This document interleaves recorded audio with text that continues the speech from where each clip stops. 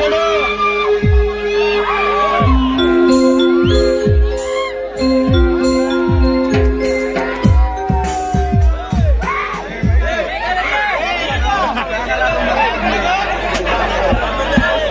Hello mister Sivan, నువ్వు అంత గట్టి కుద్దావు.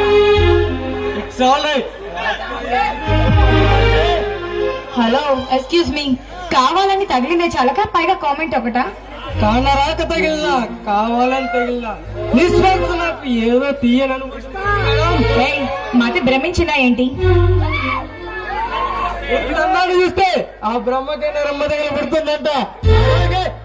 బ్యూటీని ఎదురు పెట్టుకోండి, సంస్కారవంతునిలో ఎలా ఉండగలనే. మిస్టర్, మీరు చాలా ఓవర్ గా మాట్లాడుతున్నారు. నిజమా? బచ్చాచా, ఆడపిల్ల కనిపిస్తే చాలు పళ్ళుడిపోయిన ముసలాడు కూడా పల్లెకి వంటూ లైన్ వేస్తారు. షేమ్ మగాల్లో షేంటో.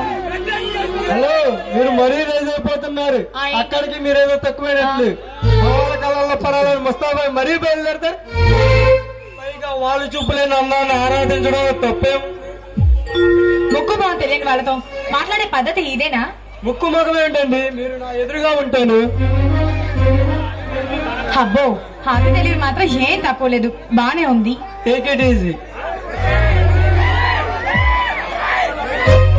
చిచి, ఆడవాళ్ళకి బొత్తిగా రక్షణ లేకుండా పోతుందండి. పల్లుడిపోయిన ముసలాడి దగ్గర నుంచి నిక్కర్ కట్టుకోవడం చేతకాని వాడి వరకు సొళ్ళు కార్చుకుంటూ మరీ చూస్తారు.